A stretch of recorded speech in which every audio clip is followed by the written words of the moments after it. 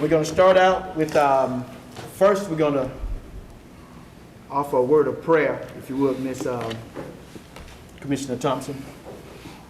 Okay. Let's all bow our heads. Our Heavenly Father, we bless your holy name. We come to you with open arms, asking that you continue to be our rock, our fortress and our deliverer, in whom we take refuge, our shield and the horn of our salvation, our stronghold as well. Bless this meeting and all that are in attendance, our community, our leaders, our people that are watching on FaceTime, Father. We ask that you also please bless the sick, the shut-in, the bereaved families everywhere. And we'll be sure to give you all the praise and glory. In your Son, Jesus Christ's name, we pray. Amen, amen, and amen. Thank you. We all stand, please, and face the flag and recite pledge allegiance. I pledge allegiance to the flag of the United States of America and to the republic for which it stands, one nation, under God, indivisible, with liberty and justice for all.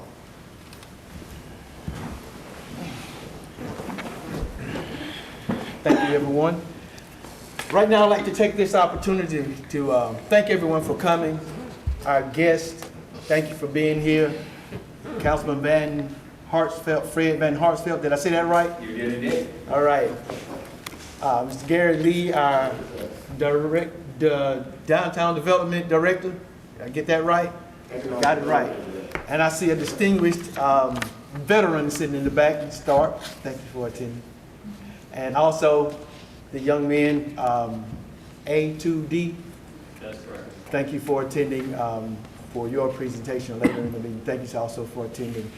Right now we're going to move. I have item number B on this thing, approval of the agenda.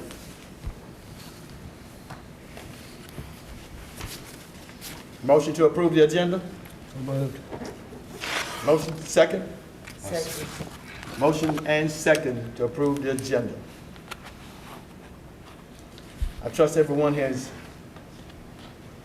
had a chance to read over the minutes. I need approval to accept the minutes for public work session on September 7th, 2021, public meeting for September 13th, 2021, with the provisions in place for them to make corrections when necessary to our minutes to so we'd all be legal. Mr. Charles will have to get us out of hot.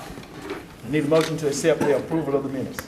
I offer a motion that we accept the approval of the minutes Yeah, they did. with corrections. Let's do that. Motion, second? A second. Second, thank you so much.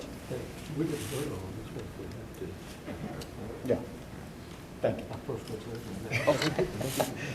Thank you. I was just corrected by Mr. Ned Watson here. We need to vote on the approval of the agenda. I skipped that part. I skipped that part. That's on my bad. Call for a vote for the approval of the agenda. All those in favor by show of hands.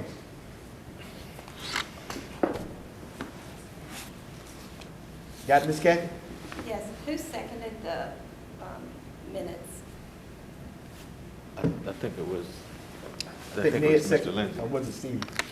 And was the motion to accept them as amended, as corrected, Accept With the the corrections. with corrections?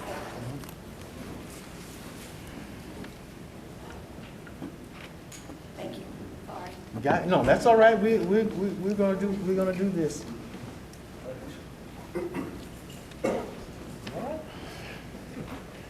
You good? Okay, all right, thank you. And need to vote to approve the minutes too. And let me get a vote. All those in favor of approving the minutes for the, for our work session on September 7th in the meeting. All by show of hands.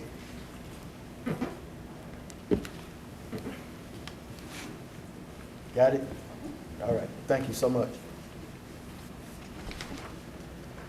Moving on to our third item, department activity overview for September 2021.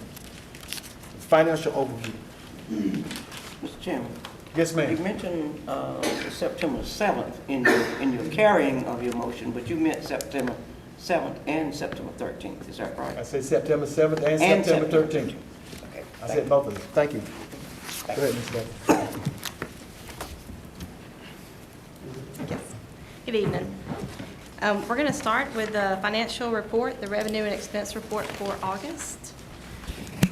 It would have been in front of you, separate from the meeting packet. As of August 31st, 2021, our total operating revenues were $21,934,841. Our budget amount was, we budgeted to be at $21,984. Our variance is $133,857, and that is line 3 on your report.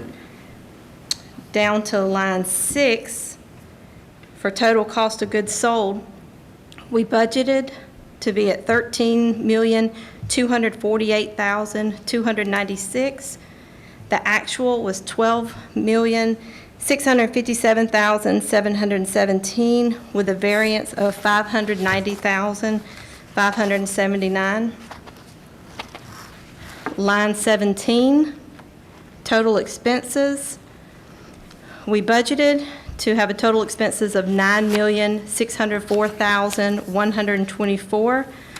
Our actual expenses, $7,852,010. Variance of $1,752,115. Line 18, operating income. We budgeted to be at a loss of $1,051,436.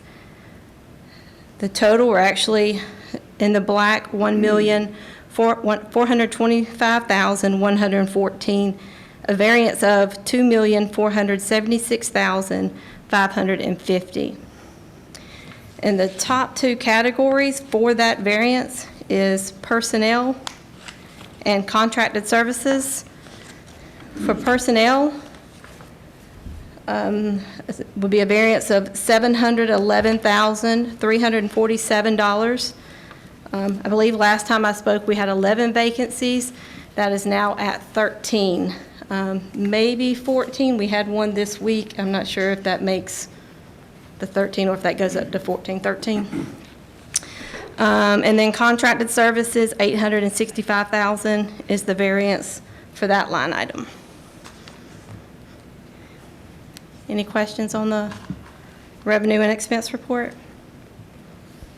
Yes, I don't have the contractor. No, that's detail that I just take notes on. Yep, this is I present the summary. All right, But it's in with the purchase services, which is under personnel services. okay. 14 vacancies, right? 13, I believe.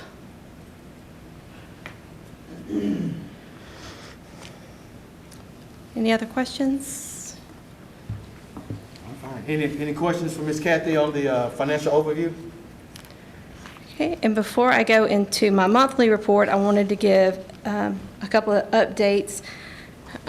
We renewed a fiber optic service agreement with GPW for dark fiber to our 4 substations.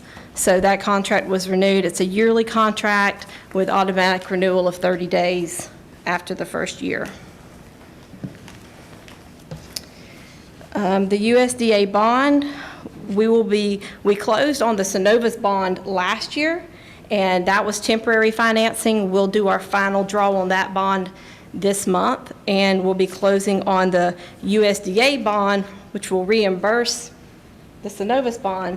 We'll do pre-closing on the 26th with closing on the 28th of this month. And what amount is that? What amount is that? Yes, please. $2,387,000. $2,387,000. Yes, ma'am. Even, $2,387,000. Okay, even.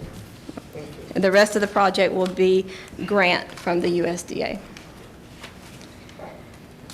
So on my monthly activity report, I held many meetings with SAP Engineering, the Gas Authority, and ESG, working on the staff shortage in the gas department. Butler, Williams, and White completed the inventory audit for year end, which was September 30th. Accounts received totals as of 9/30/2021 is $2,678,934. The total past due, which is a combination of the +1 to +4 months, is $1,027,376. For customer service, they posted 5,169 payments. We had 58 new customers register online. We had 1,969 customers use the drive-through. And customer service initiated 387 service orders and 86 arrangements. And then I believe the meter department is on the last of the monthlies. They completed 370 work orders, and they had 105 water rereads for the month of September. Any questions? You start doing something for me, please. Ms. Kathy, do you mind just start putting page numbers on here for me? Well, I'll let Brittany know. Brittany Okay. puts the packages together, so I'll add that to the notes. Okay. Yeah. Thank you.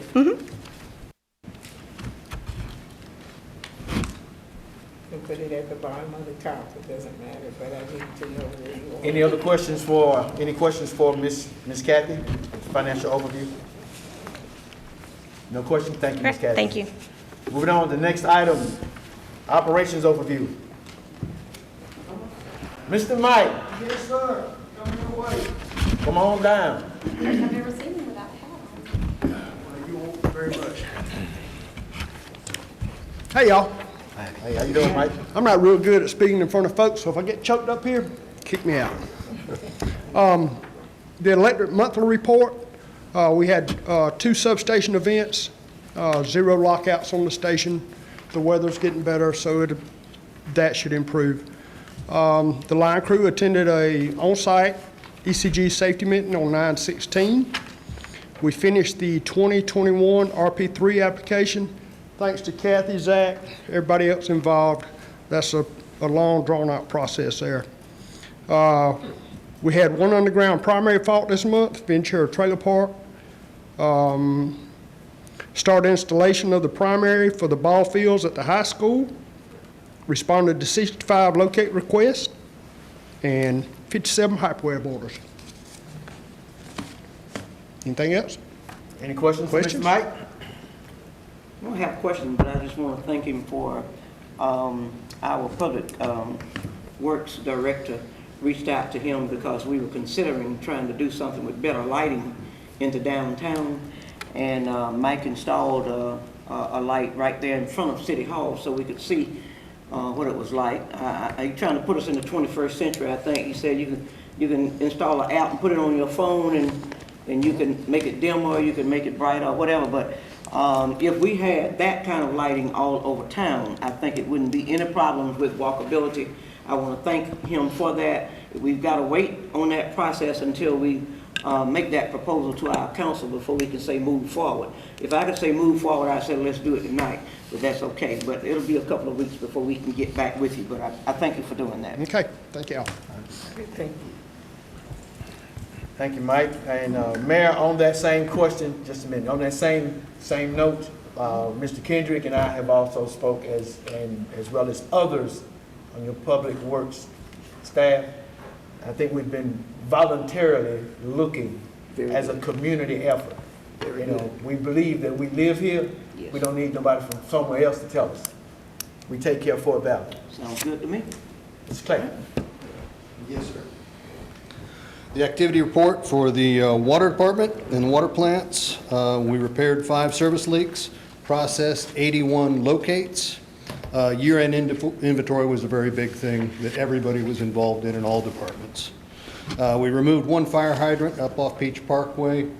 That was where a mobile home park was removed to repurpose the land. We pumped 44 million gallons of water. Then for the wastewater, we spent a lot of time this month cleaning out lift stations and pumping them down because we'd had some pump trouble. We did change out the SCADA at the Bluebird lift station, pressure cleaned 1,200 feet of sewer lines, processed 38 locates, pumped 32,658 gallons of sludge to the digester, and sent 37,640 pounds of biosolids to the landfill, and processed 30.5 million gallons of wastewater.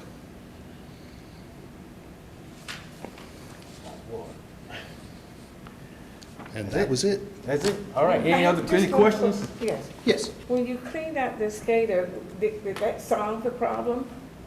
That was, the Bluebird lift station had been flooded. And the LPC and everything got completely, all the electronics got destroyed. We got a bid on replacing it, and it had been 6 months in the replacing. It's now back up on SCADA where we can see it, where we don't have to drive there every time we want to see what's going on. That was actually quite a big issue for a while. We still have 2 plants that we have to drive to continually because of our aging SCADA. Okay. But everything's gonna be, Everything's working and everything's getting better. okay, thank you. You're welcome. Thank you, Mr. Clay.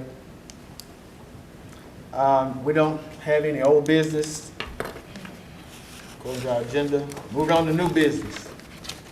Item A, Friendship Circle Water Tank Primary Electric Feeder Project. That's you, Mr. Mike? You're gonna get good at this. I don't know about that. All right, I'm here to ask y'all to award the contract for the Friendship Circle Primary Electric Line Extension. This line is to feed the new water treatment plant that's going on Friendship Circle. We're requesting that you award the bid to Over and Under General Contractors. They were the lowest bid of the 2 contractors that actually attended the pre-bid meeting on 9/28. Deep South Utilities did not attend. This is for power line extension to feed the new water plant. It's approximately 781 foot long with a 300 kVA transformer at the end of it. Job involves installation of 516 foot of overhead 3-phase primary, a 265 foot duct bank for Firebrand Electric, setting poles, and termination of said transformer. This is a labor-only bid. Utilities furnishing all materials. And Over and Under had the lowest bid of $36,349. And the approved budget was $104,094. Saved a few dollars. Saved a few dollars, yeah. And you can see in the bottom there, Pitts Electric, their bid was $210,000, and Over and Under was $36,349,000. And these are labor only? Yes, yep, Both of those were labor owned? yes, That's a big difference. big difference, Yeah, big yes. difference. Mike, So- I have a question. As we have seen in a recent project that we have had, sometimes the lowest is not the best. Right. Have you ever dealt with this Over and Under Oh, yes. general contractor before? They've done a lot of work for us, and They've done they work do a before. good job, they Okay. do. Yeah. But total of material and labor is $60,911. But we are furnishing the material, right? Yes, ma'am. Yeah. But our all-in cost is at the $60,911, right? Correct. That's the material we already have to sponsor and their labor. That's the Correct. total Yep. bid. And still save $40,000. So what you need for us, to go ahead and make a motion and vote so you can have this contract and get started? Say get it done? I'll entertain a motion to that effect. Make that motion. I'll second that motion. Motion second. Ned motion, Mr. Matthews second. All those in favor by show of hands of this vote, this motion. Any opposed? Let the record show that I am in favor of it, but I'm only supposed to vote in case of a tie. So I'm not, it's not that I'm not in favor of it. All right. Thank y'all. Thank you, Mike.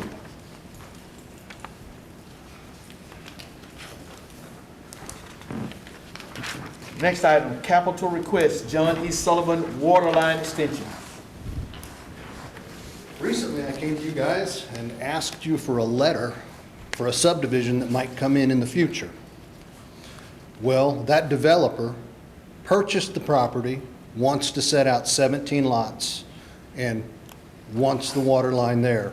And this will be 17 homes in Peach County. To close the loop, however, with the COVID and with what pipe prices are going up, since I gave you the last price, and this is on materials only because we're doing all the work in-house, our pipe prices have gone up by $15,000. Now, with the 17 lots, there's a $1,000 development fee that we charge on each lot, and then to set the box and put a meter and everything is a $1,000 fee. The price that I give here does include all those materials for the whole subdivision. We will be getting $34,000 back from the developer. But I'm asking to be able to put the water line down so this development can take place. The total cost of it is $59,000. We believe we might be able to cut a little bit off of that, and $34,000 would be refunded by the developer. Hey, we just have water out that way, we don't have sewer out That there? is correct. Just water? Just water. Who provides sewer for them? Right now, they would be on They got septic. septic tanks? Yes. Shame on them. Okay, I'm sorry. So just water is what they're looking for? Just water, yes. So make sure I'm correct. This is adding the 8-inch water line from the north end coming down from just below the hospital down to the cut through at Silver Circle to fill in that loop. Let me ask, if they were pitched to be annexed into the city and we could provide sewer, would that be good for us? It would be extremely expensive to put a lift station in there for Expensive. 17 houses.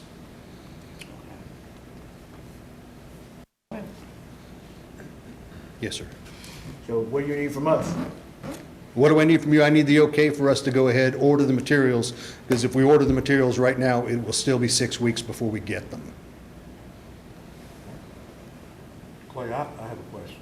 Yes. So the contractor what has he done contractually? We don't actually order the material until we have the signed contract from him. No, I'm saying, okay, but so he's done, this developer, he's got to sign a contract that he's gonna follow through on his end. Yes, and he also has to pay the $17,000 of it up front. Okay. We've already received the layout, the engineers have already designed it. I mean, that part has all been done. Yes, I guess ma'am. this would be a Well, that- Clay question and a Ned question. Will that save the utilities anything? Okay, it's a total of $34,000 that we're going to receive, right? We're paying out $59,000. Yeah, we're paying out 59, but at the end, we're gonna get 34,000 back, right? We will be getting $34,000 back, that is correct. Okay. That's just installation you're talking about though, right? I mean, you would still That's get- just materials. Just material? Yes. With materials. But eventually, for supplying what we're talking about with the water, you're gonna get a lot more than We'll that, get right? return revenue on the service. Yeah, yes. Yeah. We get return revenue and Peach County gets the houses. I want us to give it another thought about that sewage situation too. We'll talk about that at another time. Go ahead and call for Thank you, 30 Clay, million. for You're asking And for, you're asking for we need to get rid of, 59,000, Clay. we need to get rid of all these I'm sorry? septic For tanks. 59,000 to be approved in capital. That is correct. All right, sir. Make a motion, we total commission approve $59,000 for the Johnny Sullivan Road Water Extension. On the motion, looking for a second. I'll second. Second by Mr. Lindsay. Thank you so much. All those in favor for that motion second for the John E. Sullivan water line extension by show of hands.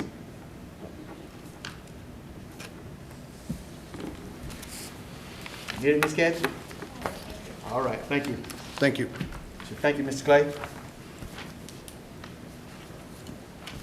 Up next, A2D, City of Fort Valley, citywide fiber. You gonna make that pitch, Ms. Mayor, City of Fort Valley? Yes. Or is it A2D? I'll be happy to. This company is a company that had come to us some time back, and thank Gary Lee for staying in touch with them since we've hired him as economic development coordinator for the city of Fort Valley. They have been talking about some things that the entire county really is talking about a need of. And they wanted to make a proposal to us at this particular time and show us how it could benefit the entire community. Not just the City of Fort Valley Utility Commission, as well as the children that go to Peach County School System. The gentleman that we all know is Dr. Scott Malone, that's a part of this. He's not in his, what you call those things y'all wear when you in the hospital, doctor? Thank you. He's not in that today, he's in another capacity. All right, go ahead. Sure, appreciate it. So first, just to, not in this document here, but my name is Keith Quarles. I'm the president of A2D. I also brought my partner, Antoine Alsobrook, who is the founder. Just a quick intro. A2D has been around since 2005. We started, the business was started more of a professional services, so we did a lot of work for other telcos, network design, construction management, things of that nature. Around 2008, we actually began delivering our own services ourselves. So we're really, we're a carrier ourselves. We're registered as a competitive local exchange carrier in Georgia and Alabama. We currently have networks in Georgia, Clinch County, over Warner Robins, Southwest Atlanta, and also over in Alabama, in Macon, Alabama specifically. Our business is a little bit different than what you've heard before. We're what's considered open access or carrier neutral, which simply means that we will develop, build, and operate the fiber network, but allow other carriers to utilize it on a, not necessarily just leasing the lines, but actually a live circuit. So what that does is it opens up the marketplace, especially in rural markets where the incumbent, because they own the infrastructure, that's their only choice. So every network that we build, we tie it all the way back up to Atlanta, and I'll point out the significance of that in a minute. Atlanta is the closest, largest regional local internet exchange. So almost any carrier in the U.S. is going to be somehow located there. And so, kind of like power, that's where the source is. We're like a large distribution chain, all the way from this large exchange, all the way down to any one of the communities. So, what brought us here a little bit today is I got to give a little bit of background. So, of course, we all know broadband is extremely important. It's very big. It's got a lot of attention over the last, not just COVID, but in our world, even five years plus. A lot of our work gets driven by the school districts and and trying to drive broadband out to rural areas to help school children. So it's been a big spotlight for some time. So what the federal government has done over the course of probably the last 10 years has done these subsidies over time. So the first largest one was Connect America Fund. The second one was Connect America Fund 2, and then the most recent one is the same program, but they labeled it RDOF, Rural Development Opportunity Fund. For those of you who know, forgive me, but I'll go into it exactly what it is. So basically, they allocated $16 billion to go towards all these rural what the FCC designated as rural districts. So for instance, Peach County, Houston County, all these areas have these large maps, and there was a huge auction happened last year, November 2020. Our company was involved in some, and we actually won locally here. We won the money allocated for Houston County rural areas, not local to here, but also we have Burke County, Jefferson. So it's kind of a big in the telco world, it's a very big event going on. So you're going to see a lot of the broadband issue, a lot of fiber, a lot of gigabit going out in these rural areas anyway, regardless of your funds or private funds or anybody. It's just there's a lot going on. So in all of that, the NTIA, which is the National Telecommunications Information Agency, also had some money that went out. So there's just a lot of federal money going out on this stuff. In addition to we haven't even gotten to the stuff for COVID and all that, the American Rescue Plan. The NTIA issued a whole nother grant, and this one was a little bit different than RDOF. RDOF was just telcos, so carriers, ourselves. It really didn't involve the municipalities, just on us to go take this money and go deliver. The NTIA, however, their grant program involved municipalities. To be the caretaker of the program of the funds, and then to establish a broadband partner to go solve some problems in the broadband. So what got us to Fort Valley. We have a relationship here with Gary Lee, economic development with the city, and we had some discussions, did some proposals and so forth, and we're gracious enough to be a broadband partner of the city to apply for a grant. And so if we got to kind of go to, that's what kind of brought us to, I guess, to the city. So if we go to page 1 here, I wanted to kind of start with what's already going on with Fort Valley. So as I said, we co-submitted a grant in partnership with Fort Valley, with the city, that was submitted August of 2021, just a couple months ago. It will be awarded or not awarded, what have you, come November. I think November 20th, I believe, is the date that they issue the decisions. It is a $10.4 million grant. We've allocated a build of about 85 miles of new fiber spanning through the city, and also it spans through, the map is on the next page, city and some in the county as well. This network, as I described earlier, will be complete, all fiber, so you're getting basically future-proof, best of the best.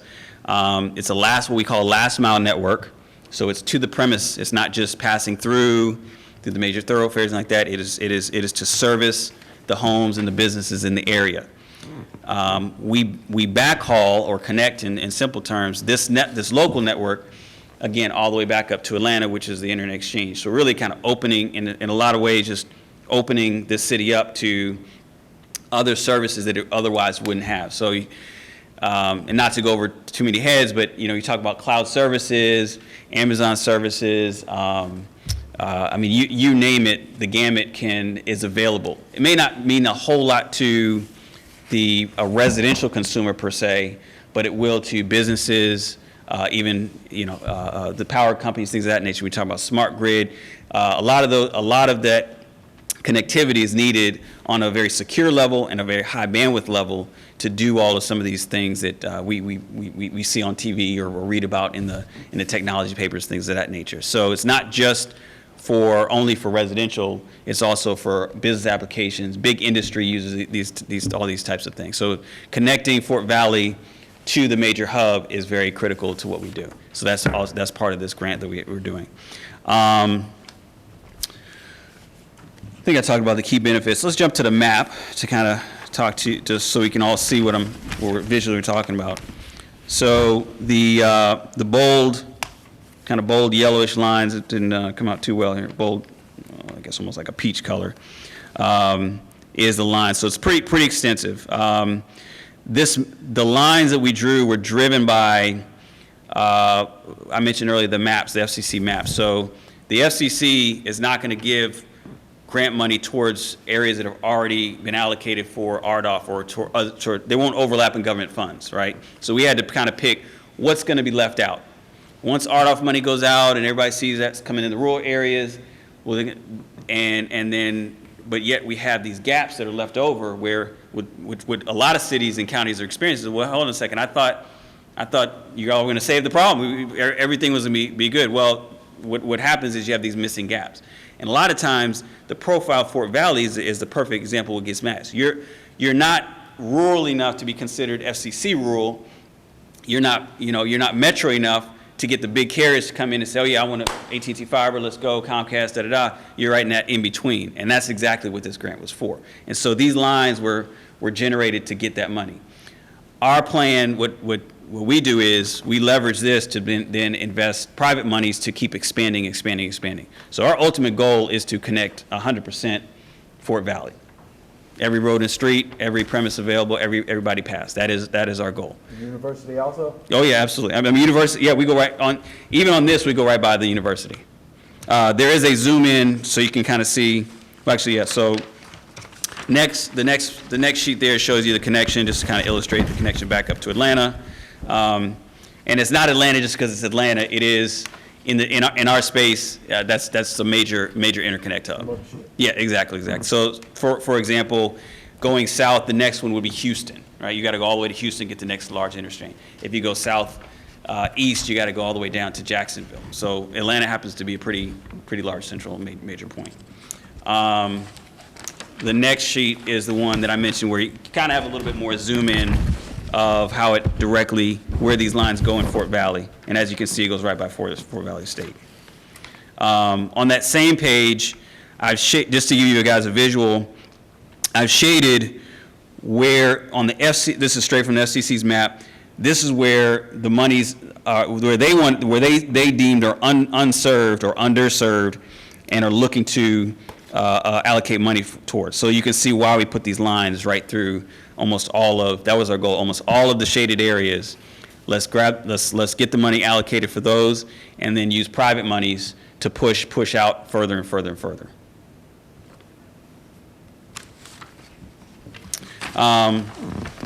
One thing about, before I jump into the next slide, one thing about our business that is also a little unique is that we have, so kind of our branding is e-community. You'll see that in on our website and things of that nature. And what that is basically, when you have this large carrier neutral network, right now all we think of is I've got a fiber line that gets me to the internet. That's all I know. Well, what we do is we kind of open up that connectivity to other things. So any premise on our network that's connected, we can actually set up different destination points other than the internet. So for instance, let's say the city wants everyone connected to Department of Labor or Department of whatever to look up jobs or to pay their bills or whatever the city designates. We can set up those connections, or to the schools. We can set up those connections separate of actually going to the internet cloud, right? So if someone can't, so we do is we basically we're able to separate. If I can't afford my internet connection, which I go to YouTube and wherever else, I can still get to some other critical services that the city, who's basically a partner in this, the city deems necessary. So it's kind of it's an interesting kind of unique twist to the dynamic, but it does open up a whole nother realm of possibilities as it relates to connectivity. Tell them about the housing authority and how that actually will help underprivileged communities. Sure. So there's two actually. There's two developments. Penrose, right. We're connected there, and then up in Southwest, some others. So you look at affordable housing or even low-income areas. All of those housing residences can basically be connected. Clear example up in Southwest Atlanta, a workforce development program. So a workforce development program can be run and connected to those homes completely separate from the internet. So their internet functionally could go down. They don't pay their bill that month or what have you, but they're still connected to that workforce development program. They're still connected to the school in the case of remote learning or to do homework or things of that nature. So that's basically how that works. It's in some ways it's like going back. I'm still old enough to remember, TV before cable, right? You bought a TV, you turn it on, and it worked, right? I could go. I didn't have to pay a cable bill. I could still go to channel 2, 3, 4 and get the local news. It's that concept as the 21st century, as Mayor Williams says. So it's basically enables that concept, and that is extremely unique to what we do. we were talking, obviously all this is in place, and it came up, well, what can we do? You know, Fort Valley, we're familiar with Fort Valley Utilities has a fiber network here, and really what we're here to do for you today, or tonight, is talk about some of the ideas that we may have, things that could be possible.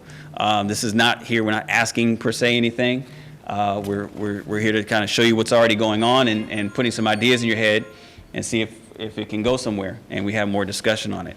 So number one on the top is, I mean, our plan is to pass every single home. So if you've got existing fiber, existing infrastructure, there's ways to incorporate that, merge that into what we're doing. There's ways to overlash if it's a matter of fiber or what have you know, some things that may not be you know, not to get too technical, single mode versus multi, you know, there's different types of fiber.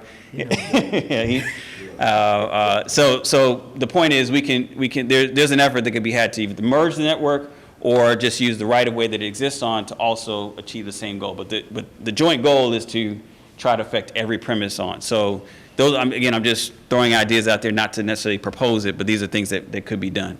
Obviously, number one, the best in the best world, we merge the two efforts and have one cohesive large network that is under some, you know, some body that's co-managed and so forth. So, but we would operate and run that network as if it was our own. Number two I have on here is when you start really thinking about what this could mean for Fort Valley. We're in touch, very much in touch with the data center world, like I said, cloud services, things of that nature, disaster recovery. Places like Fort Valley fit the profile of where a data center would want to be located. And I mean, we know for a fact there's already some interest over in Warner Robins right now for some large data center guys. It wouldn't take much to tell them, hey, you need to come over here, right? So these are other types of things, and as you know, data centers require power, and there's a lot of, so it's almost a kind of a cohesive partnership in that, because it's a lot of power allocation for that. So that's I put that as number two, is even if it's a matter of coordinating efforts on bringing a data center down here, that's another potential partnership that could be done. Third is integrate Fort Valley fiber to the X, means fiber to the anything, with the low RAN and CBRS wireless radios to extend real-time connectivity to utility metering, smart transformers, so on and so forth. So this kind of touches on a couple things. And again, this is not to know, we don't know what you have right now or how you're operating, so I don't want to act say that something's not, you're not efficient or what have you. But we get pulled into a lot of discussions. Smart grid, improving smart grid, establishing smart grid, substation connectivity. I just heard here that you lease fibers from Georgia Public Way. So there may be if you open your, kind of open your arms, let us see what's there. There may be some improvements there we could do. Maybe it's a matter of just having your own fiber for those versus leasing them from Georgia Public Web. It could be as simple as that. Don't know what your systems and communications look like, but we could help and partner with that as well if need be. As a reference point, we were in some conversations, and kind of still are, with former conversation with the former CEO of Flint on talking on the same thing, is how do we create basically a complete closed loop network specifically for Flint Energy. So those types of discussions, again, throwing ideas out there for everyone to kind of think about. Number four is along the same lines, is how are you, not only how are you gathering your information, your meter reading and your information, but how are you analyzing it? Again, we're tapped into all the AI and all the information analytics companies, all that kind of stuff. I mean, it's very much tied to our connectivity world. So again, we could kind of do something around that. So again, like a broken horse, but a broken record, but just throwing ideas out there as to what can be done with you all as a utility. And then the last one, kind of put this on here just, again, in the same instance of we're going to be here for the most part, and how can we leverage what we're doing to go further. We're familiar with Fort Valley State University down here. That also opens up some more ideas and some thoughts. Most specifically is Fort Valley State is part of Microsoft's 1890 Foundation Centers of Excellence program. All that basically means is Microsoft has money allocated and resource allocated to improve connectivity among the certain HBCUs, Fort Valley State University included. What we see as a underutilized asset that you have here is there's a thing called Internet 2, for those who don't understand. It's basically an intercollegiate network that runs separate of the internet as we know it. So it's clean. It's used for high-level research, connectivity with the government, things of that nature, right? So right now, Fort Valley State University, they have, from what I can see, they have a decent connection, but this could actually be a major hub. Again, we talk about how do you, when you look at telco, it's all about hubs, right? Where's the next location? So when you look at geography of Georgia, Atlanta, Savannah, little bit of Columbus kind of emerging are kind of the three major hubs right now, right? Atlanta being the major one, Savannah is secondary. Columbus is starting to come up. Fort Valley, this area, middle Georgia, is a prime spot for a lot of commerce, a lot of e-commerce, things of that nature, and it's just a matter of time. I mean, these are real-time discussions we're in. I mean, data centers are looking, Internet 2, they're looking, okay, well, maybe we need to set up another hub down here, things of this nature. So a lot of what I'm doing is trying to bring to you what's going on in our world and say, hey, look, we're scratching on the surface of something that could be very, very significant and big. That's what I'm here to kind of show you guys. And just to piggyback off of this right here, the way that I reached out to Keith, I'm a Georgia Tech graduate. We were working on the smart city concept. That's how I brought Georgia Tech down to Warner Robins at that particular time to actually create that smart city concept with the Lieutenant Governor, Jeff Duncan. He and I went to school together. So that was something that we were working to do, and that's the same thing here. What we're trying to do is assist the actual rural communities out there, Marshallville, Taylor County, Crawford County. We're talking to their rep, something with Ms. Patty Bentley, members on our foundation board, the college, and I'm on that foundation board and the board of trustees for Fort Valley State. So all of this here fits into that whole gamut of being able to get to the rural areas and take this broadband and be able to do something with it like that. And all we're here to do is to create an opportunity to assist areas and create this as the hub. Fort Valley will be the hub area of this whole internet action. So that would force everything to come back toward here. And all we're here to do is to create a new, what I did in Warner Robins, to create a new revenue stream. It's the new water and sewer information line. That's what it is. It's just like that. It's a revenue stream that is actually being utilized. So can I make a comment? Sure. This was not a question. Well, kind of a question and a comment. I teach virtually 2 classes a week, 2 days a week. And the students have problems with their connectivity on Fort Valley State's campus. I cannot do a whole class without losing students who lost connection and have to come back on and have to come back in. I cannot check them absent when they go out because it's virtual and I have to deal with it that way. So I know close up about what you were talking about with that. The other thing is I got an email from a John Willis who owns a property out, I think, Houses Mill Road, somewhere. He named the subdivision, whatever it was, out that way, that desperately needed fiber out that way. His neighbors had it. He couldn't get it.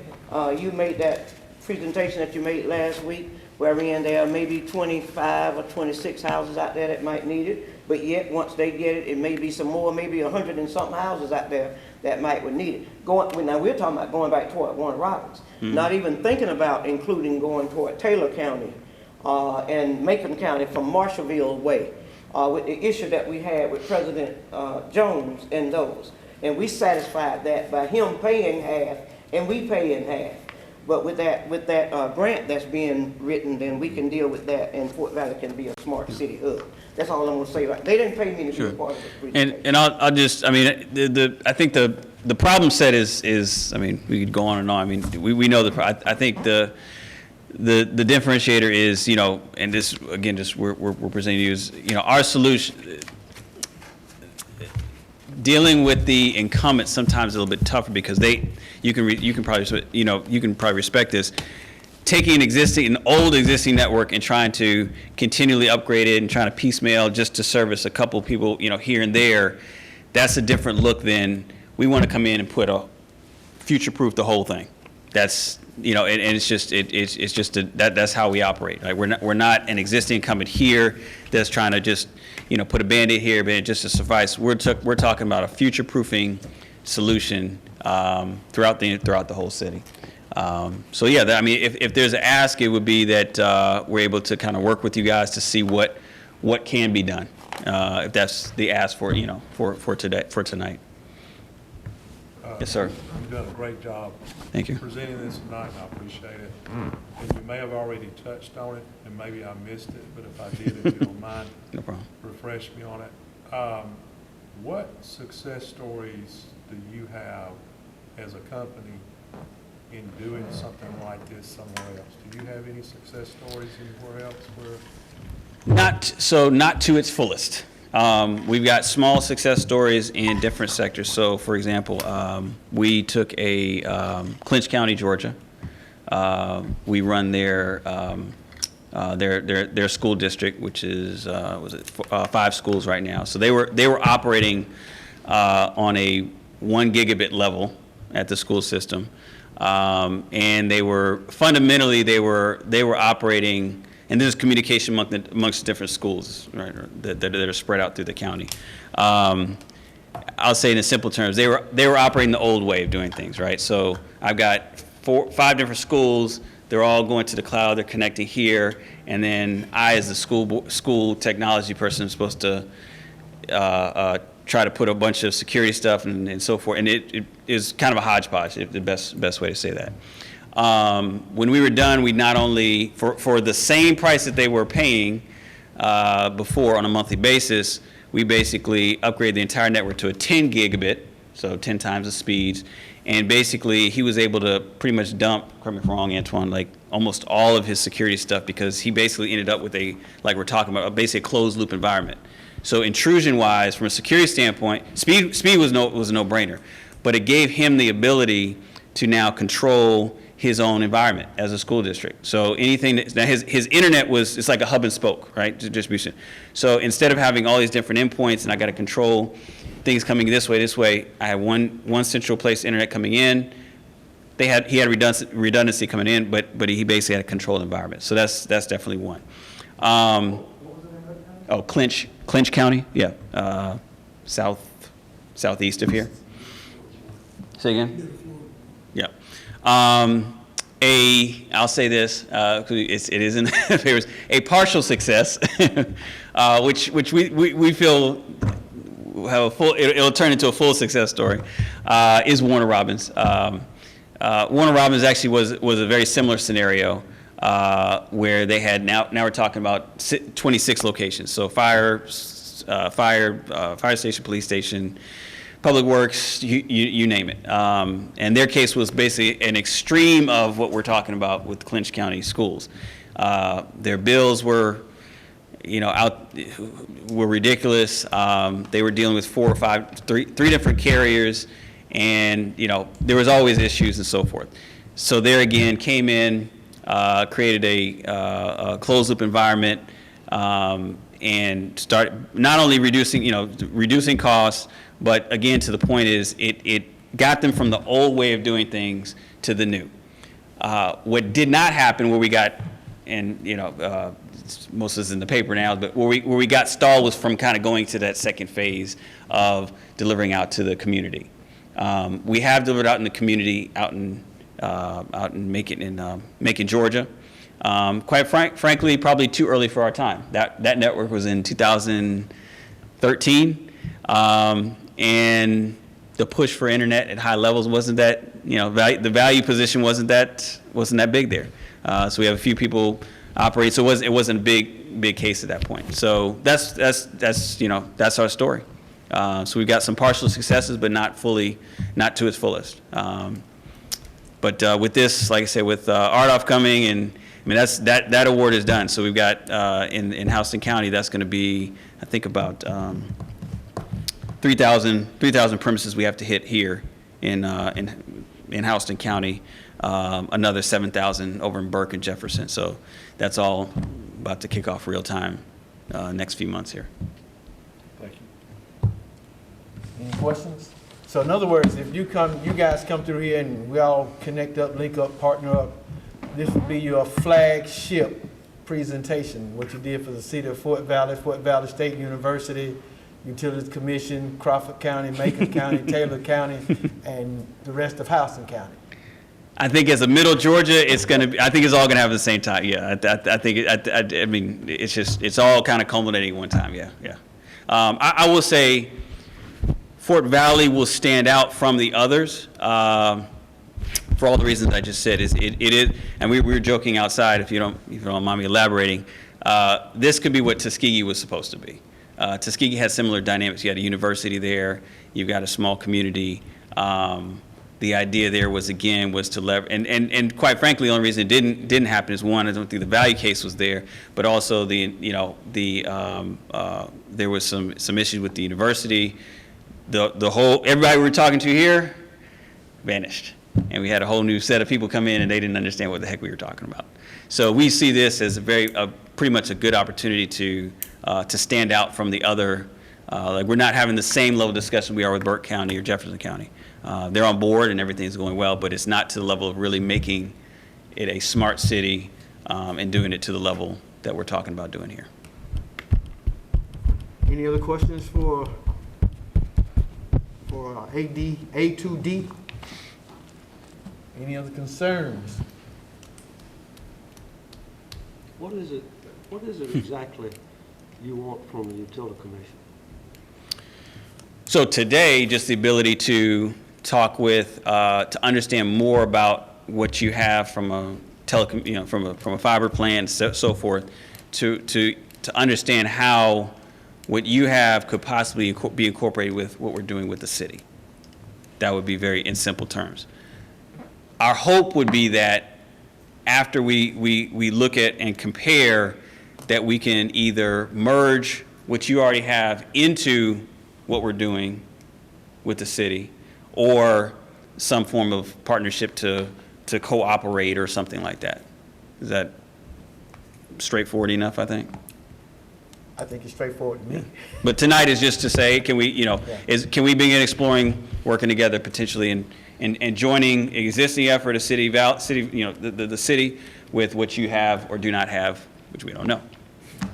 Well, I mean, I'm going off the left here. I think, for us to communicate, to figure out where we are, where we were trying to go, where you guys are trying to go, it's worth the communication that we see what's going on, because if we only need one car, let's get in one car. We don't need to take 10. Let's look at it, figure it out. Sure. And figure out how it can work. And you'll find, if it don't work, walk away and shake hands. Yeah. And one last thing I'll just add is that, we're all a bunch of engineers at HC. Georgia Tech, 2 Georgia Tech guys, some guys from Texas. I mean, we're, like, to your point, I mean, it's about laying it out there. Let's see what works and what doesn't work. And if it doesn't, then we don't do anything. That's no problem. But we're about solving problems. Let us know who would be the contact person over here. Well, I don't talk gigabyte. It would I really probably be think- Zach Gowan. Mr. Jones? Yeah. Yeah, I was about to say. Yeah, Okay. after we get done, it's, Sure. Mr. Gowan sitting right here, the name is wrong now, that's not him. I didn't think that was a Brittany. I didn't Yeah, quite look at it. the name is wrong, but he would be the guy that would be able Sure. to, that we would put out front to help us with our decisions of how we would do, or what we would be able to do, or either guide us either way. You guys connect and we'll see, see if we need a, turbocharger or a diesel engine. We just figure out which way, what we need to do. I Mr. appreciate you. Chairman, I appreciate your Gary time. is our representative for the city in contacting with them, but the gentleman that just walked in, you've heard of the name David Cook. I'm not talking about the district attorney, David Cook, but David Cook just walked in, and so he's kind of a heavy hitter with talking about broadband and fiber. So he has Martha met with him, got introduced with him at that particular point. But Zach and Gary, I think, would be good contacts for them to get together to talk about what we could do collaboratively. All right. Thank you for your time. I appreciate it. Thank you. Yeah, thank you. Thank you, sir. No other discussion, any other business? Well, at this time, I'd like to entertain, we have an executive session for personnel and litigation. I'll entertain a motion to take us into executive session. I offer a motion that we, at this particular time, go into executive session. Motion, looking for a second. I'll second. Second by Mr. Watson. For the executive session. Thank you.